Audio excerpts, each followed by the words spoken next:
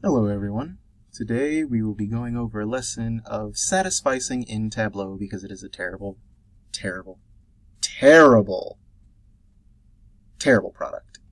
So, as you can see, I have Tableau open, and just for the sake of time, I have already clicked the Excel document to pull open the Excel files that I'll be using. And because I'll be using two different Excel files, I'm going to have to open Tableau twice with the two separate files because, once again, Tableau is terrible and I had problems bringing both data files into the same Tableau window. So we're going to start with the first one, which just has the data of gender, note-taking method, and GPA improvement, and we're going to try and make a hideous bar plot and a couple other things with it. So we're going to go, we have the data here. We're going to go to change method omega to a string variable. That way we have an opportunity to name it, as it takes forever to do. We're going to go down and click aliases, which will allow us to rename each of the variables. So we can type method 1, tab down, method 2, tab down, method 3, tab down, and control. So these are our variables, and as you can see, when we type in the aliases, they change, but they still retain the same general information. So moving on, we're going to slide over to Sheets, and we're going to move that method omega that we just converted over to rows. And we're going to hit show me real quick, and we have the option to make a horizontal bar plot. So we're going to click on that, and we're going to click dimension for the bar plot. So we have all this, which means absolutely nothing without something in the rows bar. When I click the horizontal bar plot, it shot method omega up to columns, and then we're going to scroll over to number of records and put that up there, and it's in sum. So the graph is in sum right now. We want to change it to count, so we're going to scroll down to measure sum and change it to measure count. And so now we have count of number of records, which sounds kind of redundant, but we could always adjust that later. But we're going to press this little doohickey up here that swaps rows and columns, so it basically turns the graph on the side.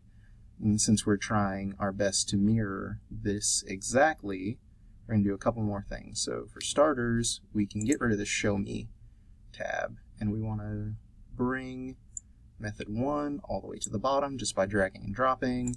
Bring method 2 right above it. So now we have 1, 2, 3 in control, just like in our R. But one thing that you'll notice is that the x-axis labels are a bit different. So in order to change those, we're going to click on it a couple times so that we get this menu, and we want to change it to fixed and convert the fixed end to 29. This will make sense in a moment. The data ends at 28, and we're going to change the tick marks to move every 5 units.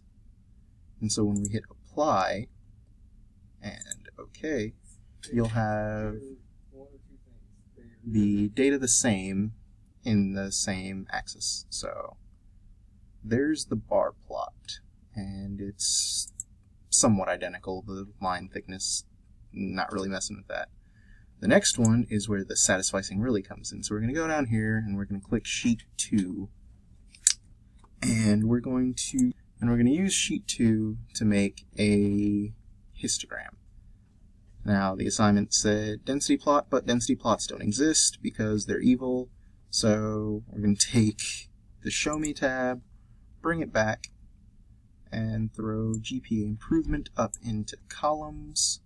We're going to tell it that we want a histogram, and we'll get this just disgusting piece of work. Now bringing up R, this is the scatter plot. Here's the histogram that we're trying to make. We're not quite going to get there because Tableau is terrible, and you'll see why in a moment. So one of the things that we're going to have to do is change the bins, the bin size. So changing the bin size will change the layout of how tall and how long and how far out the bars are in this histogram. So we're going to do that, and we're going to edit, and we're going to put in 0.17. So basically this is going to get us as close to that overall shape in R as we can get.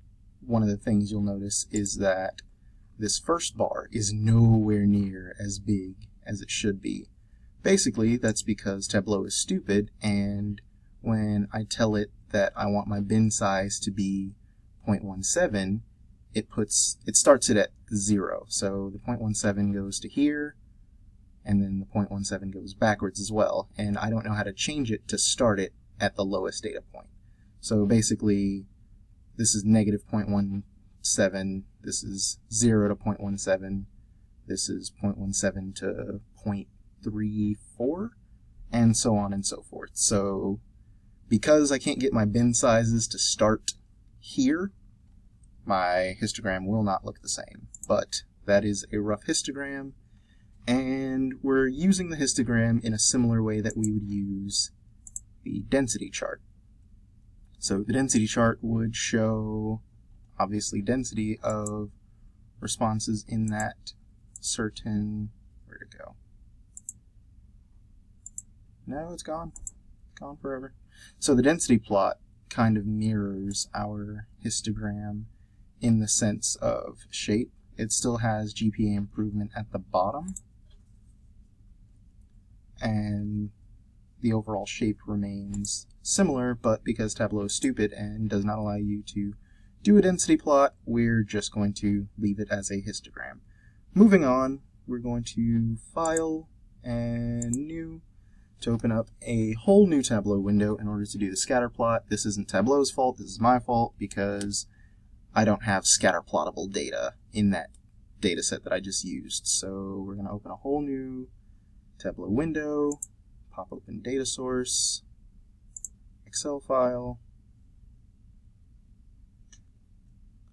Let's see what we got. Desktop, scatter data. Data specifically used to build scatter plots. Now this is where Tableau actually does shine, because this data set looks identical to the scatter plot that I can produce in R, except it has all the fun little hover over details that you can get, that you can't get in R, sorry. So we have our predictor variable, drop it up there in columns, and we have our outcome variable dropped into rows.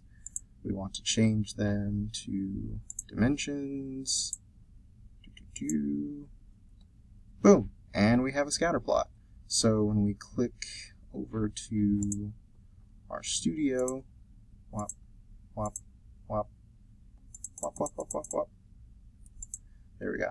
So you see the overall shape will be similar, but the axes is different. So we're going to change the axes the same way that we changed it for the bar plot. So we want this to be in increments of 10 as it is in R. So our x-axis we want in increments of 10 starting at 30 and ending at 60, and our y-axis will start at 0 and end at 250. So we're going to go to the fixed again. We're going to start it at, let's just say, 24 and end at 68. So then we put our tick marks in every 10 units. Apply. Yep. So we have our 30 and 60 again. We hit OK. And we're going to do 0 to 250 for our y-axis the same way. Fixed. There's no need for it to start at -10. We're just going to go 0 to 255. And so the reason why I'm putting the numbers slightly outside of the actual range is so that when I put in the tick marks, it doesn't show that last number. So if I were to put every 5 units or every 55 units, anything like that, it would show that additional top bar, which I don't want it to. So that's how you make scatter plots, box plots, no, scatter plots, bar plots, and histograms that you're pretending are density plots but will never be density plots because Tableau is terrible in Tableau. And a lot of the data points for my scatter plot you can actually see line up and are in the exact same spot. But the cool part about Tableau that R doesn't do, when you hover over data in R, nothing shows. When you hover over data in Tableau, it tells you the information. So that's the one thing that Tableau can do. Everything else is terrible.